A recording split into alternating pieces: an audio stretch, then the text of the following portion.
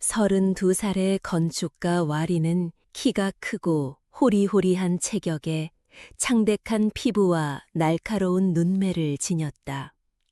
그는 설렘과 불안이 뒤섞인 감정을 안고 르완 람프라이에 도착했다. 카오야이 숲 한가운데에 위압적으로 서 있는 커다란 목조 가옥은 무서울 정도로 낡고 황폐해 보였다. 주변은 수십 년간 버려진 것처럼 잡초가 무성하고 숲이 빽빽했다. 그는 현 소유주인 할머니로부터 집을 원래 모습으로 복원하고 수십 년 전 의문사한 이전 집주인 탄차오수와 아카라댓의 죽음 뒤에 숨겨진 진실을 밝혀내라는 임무를 받았다. 와리는 마음속에서 피어오르기 시작하는 두려움과 불안감을 억누르려 깊은 숨을 들이마셨다. 주름진 피부와 침울한 눈빛을 한 60세의 현지 노부인 파젬 아주머니가 와린을 맞으러 나왔다. 그녀의 태도는 친절했지만 걱정이 서려 있었다. 파젬 아주머니는 르완 람프라이에 얽힌 전설과 민간 신앙에 대해 이야기하며 이 집은 오랜 역사를 가지고 있고 탄차오 수와 아카라댓의 영혼이 여전히 그 안에 머물고 있다고 말했다. 그녀는 와린에게 조심하고 맨 위층의 금지된 방에는 들어가지 말라고 경고했다. 그곳은 탄차오 수와 아카라댓이 죽기 전 대부분의 시간을 보낸 곳이며 이상한 현상이 자주 일어나는 장소이기 때문이었다.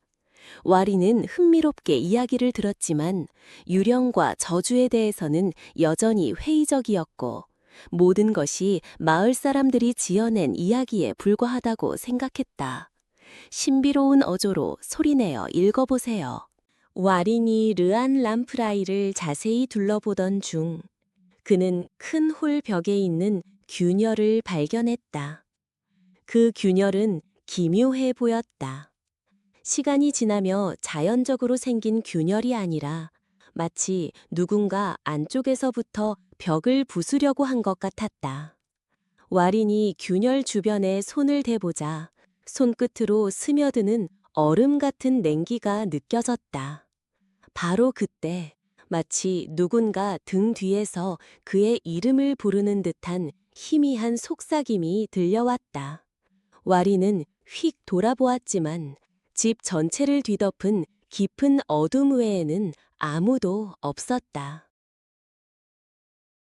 어젯밤의 이상한 사건 이후 와리는 르안 람프라이의 복원 작업을 본격적으로 시작하기로 결심했다. 그는 집의 구조를 점검하고 먼지와 오물로 가득 찬 대형 홀을 청소하는 것부터 시작했다. 벽에 걸린 낡은 그림들을 닦던 중 와리는 유독 그의 시선을 끄는 그림 하나를 발견했다. 그것은 고대 귀족 복장을 한 몸집이 두툼하고 사나운 얼굴의 노인의 초상화였다. 그림 속의 남자는 이 집의 전 주인이었던 아카라댓 대감이었다. 와리는 마치 최면에 걸린 듯 오랫동안 그 그림을 쳐다보았는데 마치 아카라댓 대감이 그를 다시 쳐다보는 것만 같았다. 신비로운 어조로 소리내어 읽어보세요. 파젬 아주머니가 직접 끓인 허브차를 들고 와린에게 다가왔다. 와린은 그녀에게 아카라댓 대감의 초상화에 대해 이야기했다. 파젬 아주머니는 그 대감이 당대에 매우 강력하고 부유한 사람이었지만 잔인하고 다른 사람들을 해치는 것으로도 악명이 높았다고 설명했다. 그는 여러 아내를 두었지만 그에게 학대당하거나 버려졌기 때문에 아무도 그와 오래 함께 살지 못했다. 파젬 아주머니는 또한 아카라댓 대감과 말리라는 이름의 한 마을 소녀 사이의 수수께끼 같은 관계에 대해서도 언급했는데 그녀는 대감이 죽은 후 의문스럽게 사라졌다고 한다. 신비로운 어조로 소리내어 읽어보세요. 그날 밤 와리는 과거의 한 장면을 꿈꿨다. 그는 아카라댓 대감이 서재에서 젊은 여인 말리와 다투는 것을 보았다. 두 사람의 목소리는 집 전체에 울려 퍼졌다. 아카라데 대감은 격분하여 말리의 뺨을 때리고 난폭하게 폭행했다. 말리는 도망치려 했지만 아카라데 대감에게 붙잡혔다. 아카라데 대감은 그녀를 절대 어디에도 보내주지 않겠다고 위협했다. 와리는 충격에 잠에서 깨어났고 온몸은 땀으로 흠뻑 젖어 있었다. 그는 자신이 꾼 꿈이 단순한 꿈이 아니라 르안 람프라이라는 집 자체에 숨겨진 기억이라고 느꼈다. 신비로운 어조로 소리내어 읽어보세요.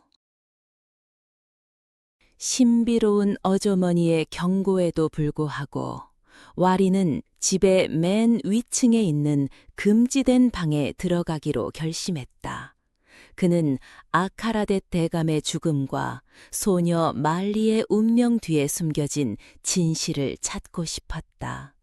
금지된 방은 먼지와 거미줄로 가득했다.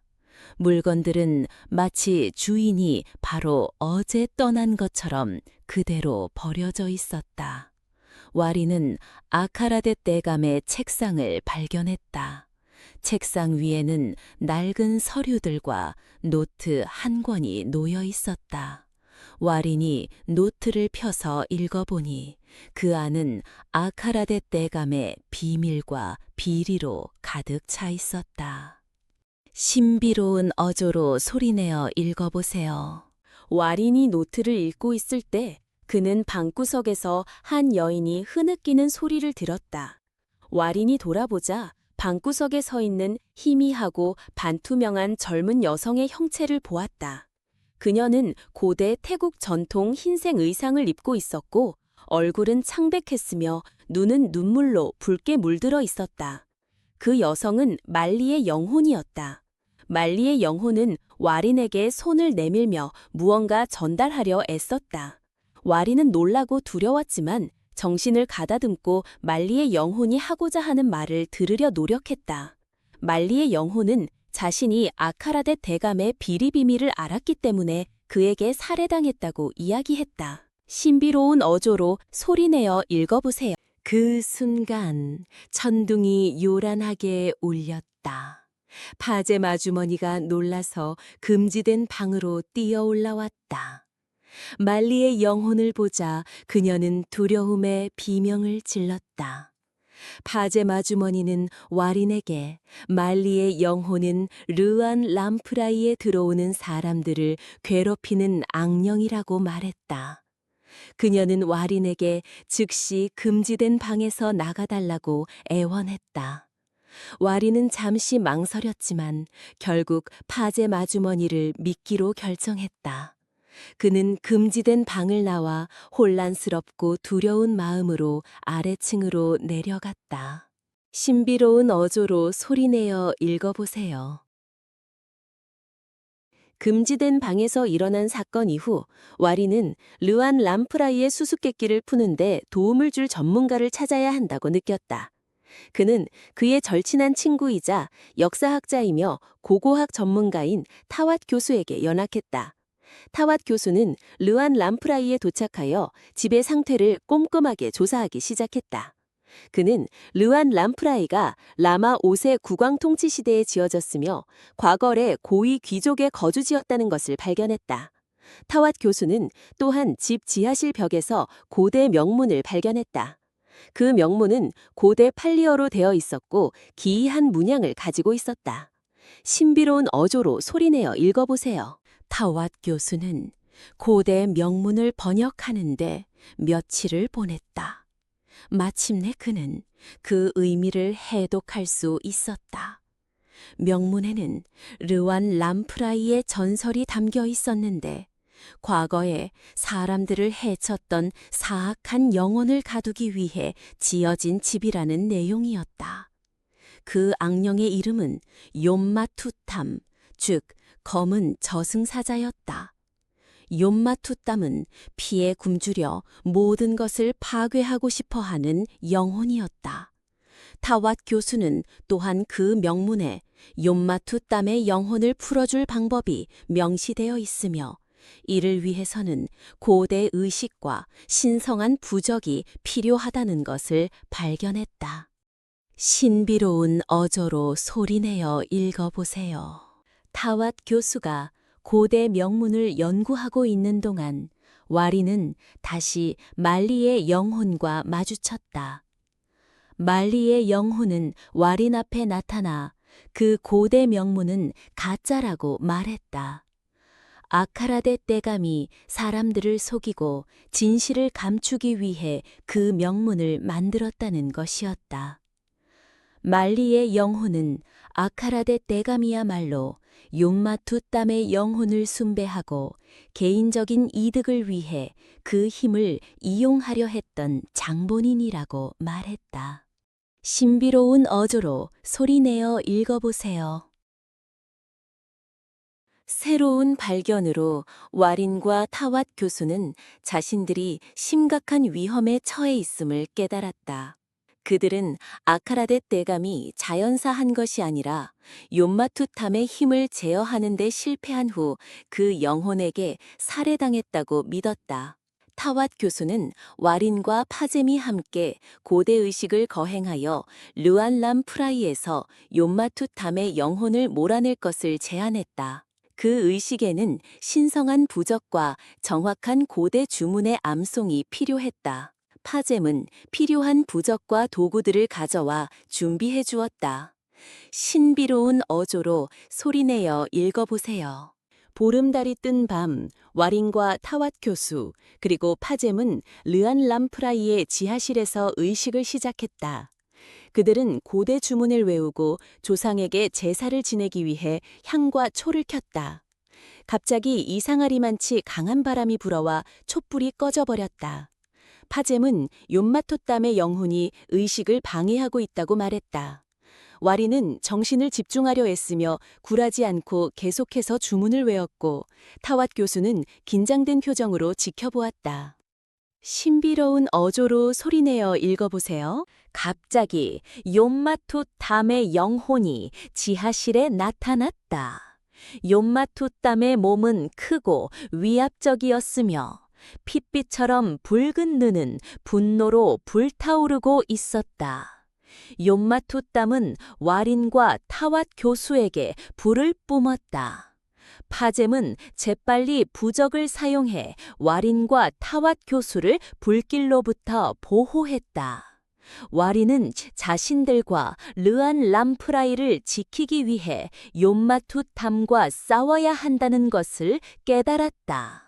신비로운 어조로 소리내어 읽어보세요. 신비로운 어조로 소리내어 읽어보세요. 와린과 욤마투땀의 영혼 사이의 싸움은 격렬하게 벌어졌다. 욤마투땀의 영혼은 환각을 만들어내고 사람의 마음을 조종할 수 있는 막강한 힘을 가지고 있었다. 와린은 욤마투땀에 만들어내는 두려움과 혼란에 맞서 싸우려 했지만 점점 지쳐가고 있었다. 욤마투땀은 와린의 정신을 지배하려 했고 파젬이 준비한 신성한 부적을 파괴하라고 명령했다.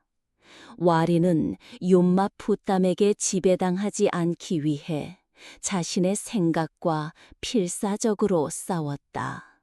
신비로운 어조로 소리내어 읽어보세요. 와린이 욤마투땀과 싸우고 있을 때 말리의 영혼이 나타나 와린을 도왔다. 말리는 욤마투땀의 약점을 알고 있으며 와린이 그를 이길 수 있도록 도울 수 있다고 말했다. 말리는 욤마투탐이 사랑과 자비에 약하다고 설명했다. 와리는 사랑과 자비의 힘을 사용해 욤마투땀을 몰아내야만 했다. 와리는 욤마투땀이 그녀를 죽였음에도 불구하고 왜 말리가 자신을 도우러 왔는지 이해할 수 없었다. 말리는 욤마토땀을 원망하지 않는다고 말했다. 그녀는 제물로 바쳐져 악령이 된 욤마토땀을 불쌍히 여겼다. 말리는 욤마토땀이 고통에서 벗어나도록 돕고 싶어 했다.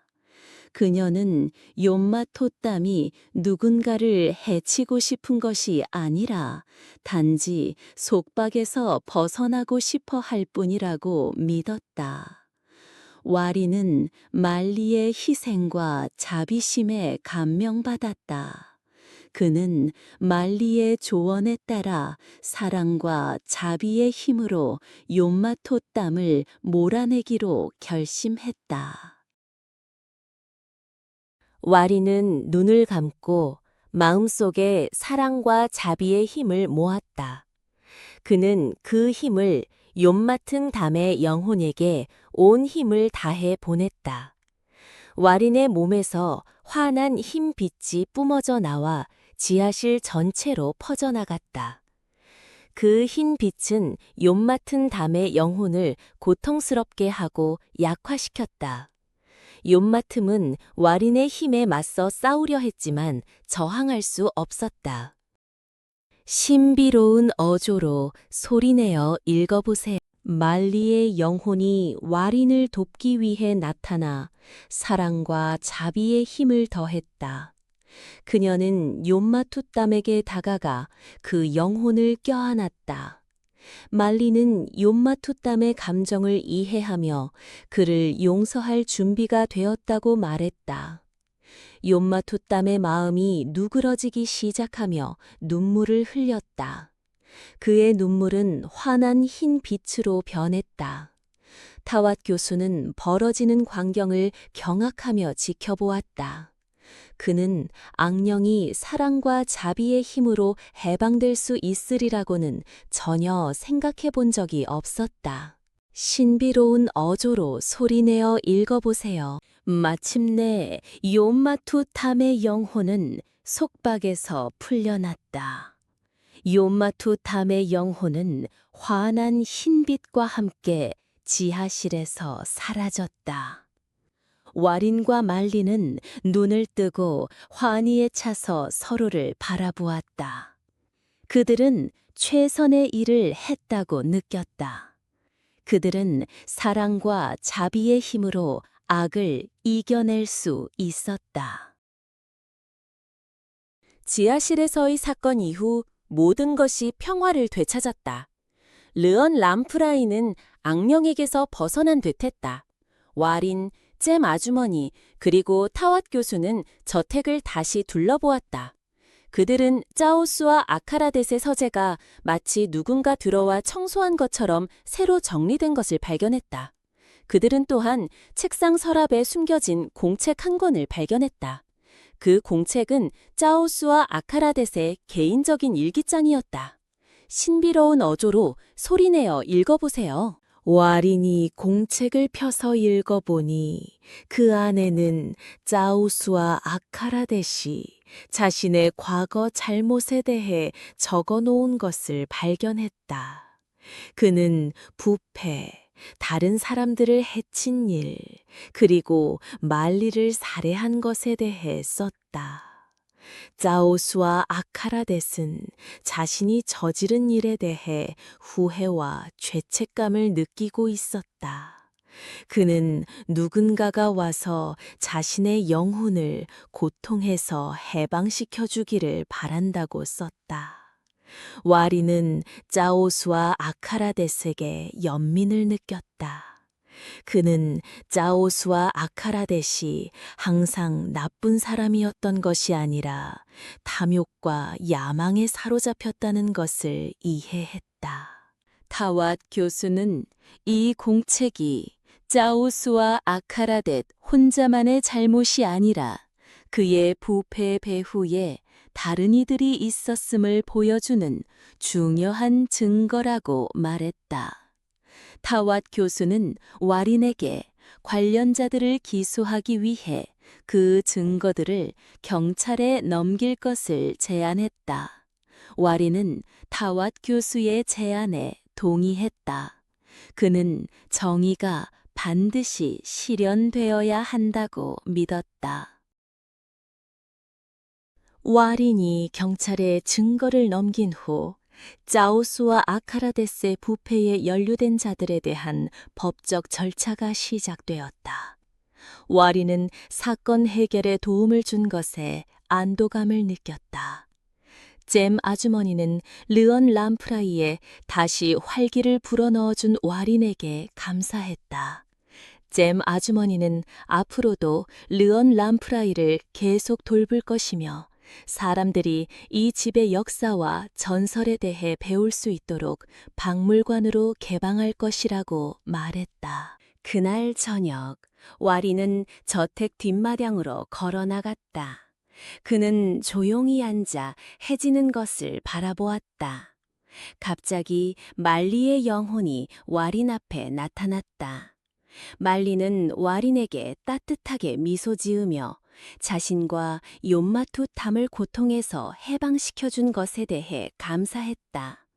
말리는 이제 가야 한다고 말했지만 앞으로도 항상 르언 람프라이를 돌보고 지켜줄 것이라고 했다. 와리는 서서히 사라져가는 말리의 모습을 지켜보았다. 그는 일어난 사건들로부터 중요한 교훈을 얻었다고 느꼈다. 그는 사랑과 자비 그리고 용서가 분노와 복수심보다 더 큰 힘을 가지고 있다는 것을 배웠다. 와리는 남은 생을 정직, 정의 그리고 자비롭게 살기로 결심했다.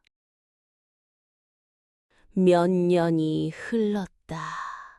르언 람프라이는 유명한 박물관이 되었다.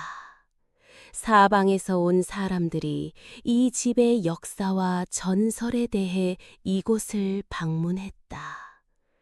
제 마주머니는 여전히 르언 람프라이를 정성껏 돌보았다. 그녀는 관심 있는 사람들에게 저택에 관한 여러 이야기를 들려주었다. 와리는 정기적으로 잼 아주머니와 르언 람프라이를 방문하러 돌아왔다. 그는 이 저택이 다시 활기를 되찾은 것을 보고 행복을 느꼈다. 사람들은 르언 람프라이가 신비하고 신성한 힘을 가진 장소라고 말한다. 어떤 이들은 말리와 욤마토탐의 영혼이 아직도 저택에 머물고 있다고 믿지만 그들은 전혀 두려움을 느끼지 않는다. 왜냐하면 두 영혼이 르언 람프라이의 수호자가 되었기 때문이다. 사람들은 르언 람프라이를 방문하면 행운과 행복을 가져다 줄 것이라고 믿는다. 와리는 사랑과 자부심으로 르언 람프라이를 바라보았다. 그는 이 집이 영원히 희망, 사랑, 그리고 용서의 상징이 될 것임을 알았다. 르언 람프라이는 단순히 오래된 목조 가옥이 아니라 이야기와 추억으로 가득 찬 장소이자 이곳을 방문하는 모든 이에게 소중한 교훈을 주는 곳이었다.